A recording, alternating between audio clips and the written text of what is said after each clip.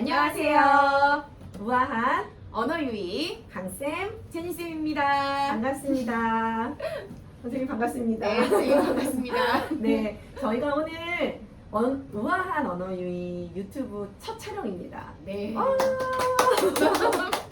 너무너무 그 전에 해보고 싶었고 또 준비도 많이 하면서 유튜브 편집이라든지 여러 가지 배우기만 했고 이제 실행 능력이 워낙에 떨어지기 때문에 계속 못하다가 오늘 드디어 이제 우리 제니쌤이랑 서로 한번 해보자. 언제까지 미룰 것이냐. 아, 그렇죠, 네, 선생님. 그래서 시작을 해보기로 했고요. 그래서 저희가 첫 주제로 어떤 거를 유튜브에서 처음 말씀드리면 좋을까를 고민을 좀 많이 했죠. 네. 그래서 가장 어머니들한테 도움이 되실 만한 것들이 뭐가 있을까? 그리고 어머님들이 가장 궁금해하실 만한 이야기가 어떤 것일까를 먼저 생각을 하다가 바로 이 주제로 결정했습니다. 뭐죠? 바로 우리 아이에게 딱 맞는 그런 치료실을 찾는 방법입니다. 네. 너무 중요하죠. 그렇죠. 우리가 치료를 한번 시작하면 굉장히 오랫동안 또 해야 되고 치료 효과를 보려면 적어도 한 6개월 정도는 이제 같은 기관에서 치료를 하게 되는데 그 6개월이라는 기간이 사실 짧지 않단 말이에요. 길죠. 네. 그래서 치료실을 선정하기 전에 충분히 이제 고민을 해보시고 결정을 하셔야 되기 때문에 어떤 것들을 고민하면서 우리가 결정했을 때 가장 좋을지 그런 부분들에 대해서 오늘 이야기 나눠보도록 하겠습니다. 네, 선생님 몇 가지를 좀 고려해보면 좋을까요? 우리 아이에게 맞는 치료실 한 4가지 정도 네. 고려해보면 좋을 것 네, 같습니다. 첫 번째로 어떤 것을 고려해보면 좋을까요? 바로 가까운 접근성입니다, 네, 네. 선생님. 네. 네, 접근성이 왜 중요하죠, 선생님? 선생님은 집 앞에 있는 마트 가는 게 좋으세요?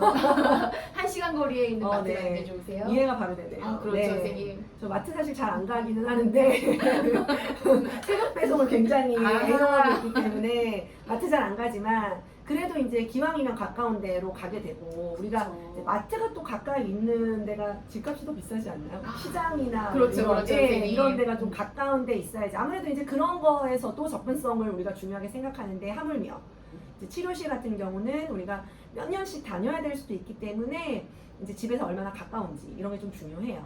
사실 저 같은 경우는 저희 딸아이를 데리고 한 3개월 정도를 굉장히 먼 길을 이제 막 지나서 이렇게 수업을 받으러 다닌 적이 있었는데 1시간 반 정도 걸렸어요. 그러니까 왕복 한 3시간 정도 3시간 네, 정도는 걸렸거든요. 힘들잖아요. 너무 힘들어요. 그리고 일단 제가 운전을 별로 좋아하지 않는 상황이었기 때문에 운전을 해서 1시간 반 정도를 간다는 것 자체가 굉장히 힘들었고 이제 가서 또 아이가 수업하는 동안 기다려야 되고 그렇죠. 그리고 이제 가는 동안 이제 아이가 좀 감정이 한번 수틀리면 아하. 네, 이게 또 가서 수업이 잘 안 되니까 이제 가는 동안 아이 비위도 잘 맞춰줘야 하고, 너무 신경 쓰게 많더라고요. 그래서 제가 그 전까지는 사실 그런 부분들에 대해서 많이 생각을 못했었는데 제가 한번 경험을 해보니까 굉장히 중요한 것 같아요. 접근성이 어머님들이 이제 아이를 데리고 다니실 때 좀 많이 고려해야 되는 부분 아닐까 이런 것들을 좀 생각해봤습니다. 네. 네, 선생님 접근성도 중요하지만 저는 접근성보다 더 중요한 게 치료사의 질인 것 같아요. 선생님. 그렇죠. 네. 치료사의 질 정말 중요합니다. 치료사가 저희도 이제 치료사지만 그렇죠. 치료사가 굉장히 이제 다양한 영역을 통해서 네.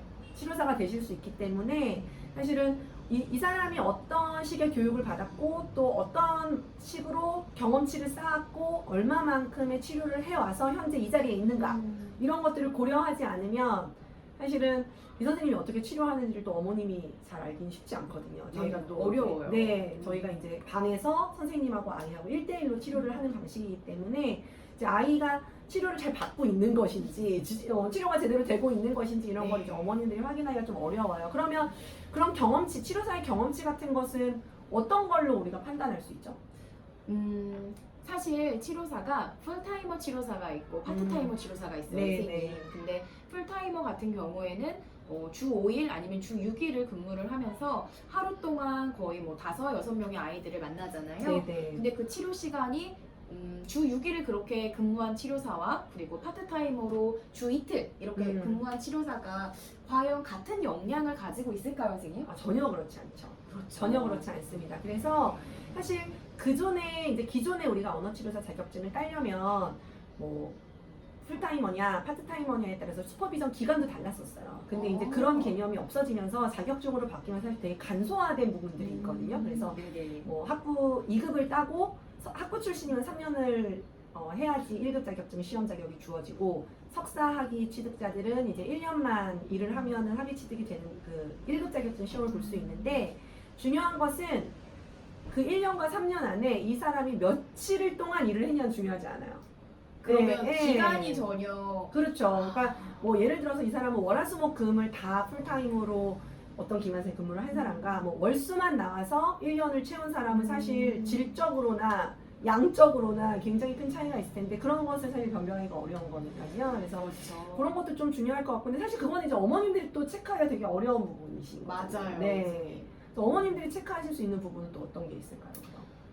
어머님들이 또 체크할 수 있는 부분은 뭐니 해도 이 선생님이 뭐 양적으로도 정말 질적으로도 좋은 선생님이고 거리와도 정말 가깝다. 근데 우리 아이와 이 선생님이 과연 잘 네. 맞는가? 그렇죠. 그 부분에 대해서 선생님 어떻게 생각하세요? 아이랑 잘 맞는 게 사실 굉장히 중요해요. 이게 이 또 잘 맞느냐 잘 맞지 않느냐는 치료사의 경력하고 또 약간은 좀 다른 부분이거든요. 그래서 어떤 점이 다를까요? 뭐 예를 들면 저희 기관에서도 선생님 네네. 이제 저희 기관 같은 경우 이제 제가 치료를 하면서 제니쌤이 치료하는 아이들이 또 있고 그렇죠. 뭐 이렇게 저희는 치료 선생님들이 이제 공유하는 경우가 좀 있는데 이제 어떤 아이들은 이제 저 같은 스타일 좀 약간 털털하고 좀 막대해주는 거칠게 다뤄주는 걸 좀 좋아하는 아이들이 있는가 하면 제니쌤처럼 막 예쁘다 예쁘다 해주고 막 와 이렇게 반응해주는 또 그런 걸 좋아하는 아이들이 있어서 이제 여자 아이들 같은 경우는 이제 저보다 사실 제니쌤을 훨씬 더 선호하는 편이거든요. 네. 네, 근데 이제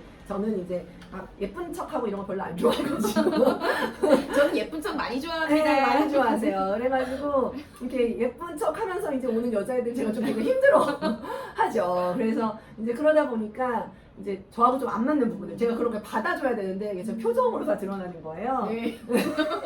그래서 막 저 뭐 하는 거지? 막 이런 표정을 자꾸 지니까 이제 아이들이 별로 그런 걸 선호하지 않죠. 그래서 이제 선생님하고 아이하고 맞는 거라는 거는 이제 내 아이의 어떤 그런 모든 면을 다 예뻐해 줄 수 있는가. 근데 물론 이제 치료를 오래 경험하다 보면 어떤 아이가 오든 그 아이에게 맞춰요. 맞아요. 네, 그렇게 선생님. 다 맞추게 되어 있어요. 뭐 물론 저도 이제 농담으로 이렇게 얘기했지만 뭐 어떤 아이가 오든 우리가 다 맞출 수 있죠. 선생님도 어떤 아이를 만났든 그 아이한테 맞춰서 우리가 그렇죠. 어떻게 대해줘야겠다 이런 생각들을 다 하게 되는 거죠. 네, 그렇죠. 그래서 그런 내 아이 잘 맞춰줄 수 있는가. 그러니까 본인이 생각하는 어떤 그런 방식대로만 끌고 가지 않고 아이의 어떤 성향이라든지 반응에 따라서 자기를 막 바꿀 수 있는, 네, 변모할 수 있는 그런 팔색조 같은. 그렇죠. 그런 선생님의 역할이 되게 중요할 것 같습니다. 네. 네. 선생님 그럼 마지막으로 네, 네 번째 이 부분도 저는 되게 중요할 것 같아요. 네, 선생님. 어떤 거죠? 선생님이 과연 체계적인 상담을 하면서 우리 아이와 함께 맞춰서 수업이나 아니면 어떤 과정에 있어서 부모님께 정말 제대로 전달을 해드리고 그리고 숙제나 이런 거를 제대로 피드백도 해드리는지 그 부분이 되게 중요할 것 같아요. 선생님. 네, 왜냐하면 일단 저희가 이제 치료를 일주일에 2번 정도 진행을 보통을 하는데 일주일에 2번 치료를 받는다고 해서 치료 효과가 막 나타나면 너무나 좋겠지만 사실 그렇지 않은 경우도 사실 많거든요.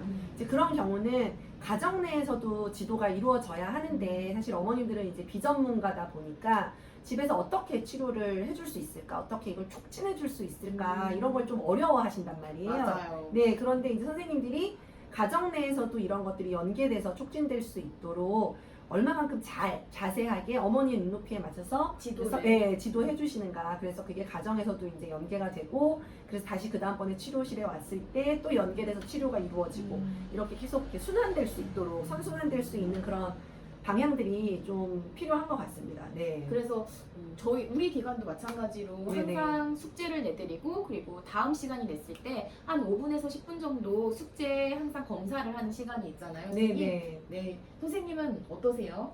숙제 검사를 굉장히 철저하게 한다 이런 피드백을 제가 아이들한테 많이 들었는데 아, 그래요? 네 선생님. 저는 그냥 성격대로 합니다. 아하. 그냥 제 성격대로 하기 때문에 네. 그냥 뭐 가볍게 보는 것 같지만 다 계획되어 있어요. 그렇죠. 뭐 예를 들면 제가 이제 짧은 글짓기 숙제를 네네네. 내줬다면 이제 아이들한테 받아쓰기를 와서 처음 시킬 때 그 아이가 써온 짧은 글짓기를 가지고 받아쓰기를 봐요. 오. 네, 그러면 이제 짧은 글짓기를 잘 못해온 경우가 있죠. 네. 그러면 그 지문을 일부러 제가 이제 받아쓰기를 지문으로 내는 거죠. 그래서 바른 문장의 형태로 바꿔서 이제 들려줘서 쓰게 해요. 네. 그럼 이제 아이들이 그 바른 문장의 형태를 이제 한번 써볼 수 있는 기회를 갖게 되는 거고, 받아쓰기가 끝난 다음에 그 짧은 글짓기랑 비교해서 그쵸. 이제 어떤 부분에 오류가 있었는지 이런 걸 확인할 수 있는 걸 이제 우리가 일타쌍피라고 할 수 있는 네, 그러니까 네. 받아쓰기만 하는 것 같지만 사실 숙제 확인도 하고 하고. 있는 네, 그런 방식으로 좀 진행을 하는 편이죠. 그쵸. 네. 이렇게 숙제 확인을 하고 그리고 그 아이에게 맞춰서 해주는 게 정말 네, 중요한 네, 것 맞습니다. 같습니다. 네. 네. 그럼 오늘 우리 아이에게 꼭 맞는 치료실 찾기 어머님들에게 좀 가이드라인을 해드리고 싶어서 네네. 네, 이렇게 촬영을 했는데 선생님 어떠셨어요? 네, 처음이라서 굉장히 떨릴 줄 알았거든요. 네. 근데 제니쌤하고 함께 하니까 아무래도 이제 좀 편한 부분들이 있었고, 저희가 이제 앞으로 많은 도움이 될 만한 자료들을 좀 많이 올리려고 해요. 네. 이제 지금 찍으면서 생각한 것은 말을 좀 줄여야겠다. 아하. 이미 시간이 많이 지나갔어요. 그래서 네. 말을 좀 줄여야겠다는 생각을 좀 많이 했고요. 네네. 짧게 짧게. 네, 아주 엑기스만 뽑아서 네. 좀 재미있는 방향으로 음. 전달할 수 있는 것을 좀 네. 고민해서 좀 나아지겠죠. 네, 그럼요. 오늘 처음이니까요. 그럼요. 네, 누구나 그럼- 처음부터 뭐 잘할 수 있는 것은 아니니까요. 네, 맞습니다. 네. 그럼 이 방송을 보고 네. 좀 좋다, 마음에 든다 싶으면 구독과 좋아요를 눌러주세요. 감사합니다. 감사합니다.